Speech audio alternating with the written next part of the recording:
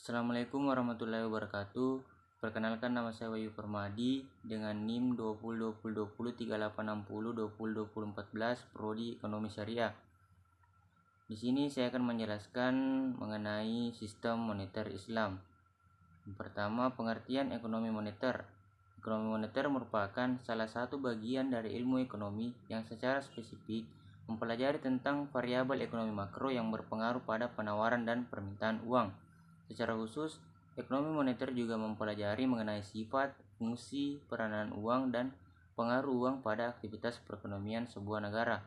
Singkatnya, ekonomi moneter berbicara mengenai uang, seperti halnya pasar uang, mekanisme penciptaan uang, peranan uang, tingkat bunga, inflasi, hingga kebijakan moneter dan persoalan krisis keuangan.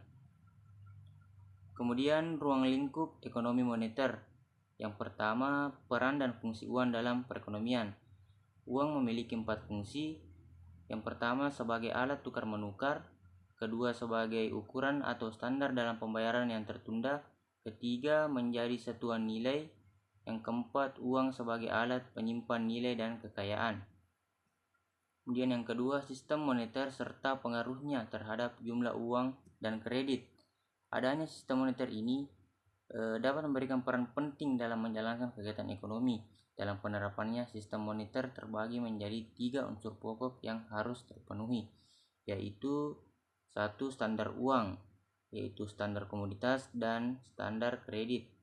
Kedua, jenis-jenis uang, yaitu uang kartal dan uang giral. Kemudian yang ketiga, lembaga penerbitan dan pengendalian uang, yaitu bank sentral dan bank komersial. Kemudian struktur dan fungsi dari bank sentral. Bank sentral merupakan sebuah lembaga yang memiliki wewenang untuk mengatur serta menentukan kebijakan moneter dalam suatu negara. Bank sentral Indonesia yaitu Bank Indonesia.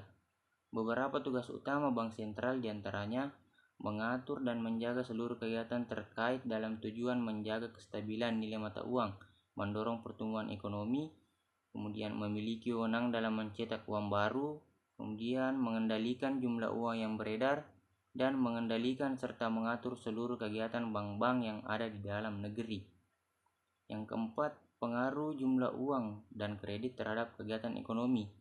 Beberapa pengaruh jumlah uang dan kredit terhadap kegiatan ekonomi yaitu berpengaruh pada tingkat pertumbuhan ekonomi, kemudian berpengaruh pada tingkat suku bunga, berpengaruh pada daya beli masyarakat, dan berpengaruh pada harga pasar. Kemudian pembayaran serta sistem moneter internasional. Sistem moneter internasional merupakan kerangka kerja institusional saat dilakukan pembayaran internasional, pergerakan modal, dan nilai tukar antar mata uang. Sistem moneter juga berhubungan dengan serangkaian perjanjian, undang-undang, aturan, institusi, mekanisme, dan kebijakan yang kompleks terkait pergerakan modal, pembayaran internasional, dan nilai tukar mata uang. Selanjutnya, konsep dasar ekonomi moneter terbagi atas 2, yaitu konsep ekonomi moneter konvensional. Konsep ekonomi moneter konvensional adalah sebuah konsep di mana instrumen utama dalam kebijakan moneter yang digunakan adalah tingkat suku bunga. Nah, yang kedua yaitu konsep ekonomi moneter Islam, di mana tidak seperti dengan konsep konvensional yang mengutamakan tingkat bunga. Konsep ekonomi moneter Islam justru menghindari atau bahkan melarang hal tersebut. Karena dalam ekonomi syariah bunga dianggap sama dengan riba. Konsep dasar ekonomi moneter syariah memandang bahwa uang sebagai nilai tukar atau alat tukar yang dapat mempresentasikan daya beli yang dianggap menjadi satu-satunya fungsi uang. Kemudian contoh ekonomi moneter.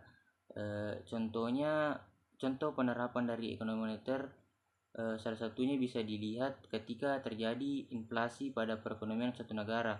Saat kondisi seperti ini, pemerintah melalui bank sentral atau Bank Indonesia akan meningkatkan adanya cadangan kas untuk mengurangi peredaran uang di masyarakat.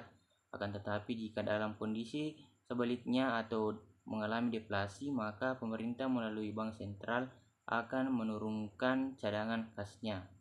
Baik, sekian penjelasan dari saya. Lebih dan kurangnya mohon dimaafkan. Wassalamualaikum warahmatullahi wabarakatuh.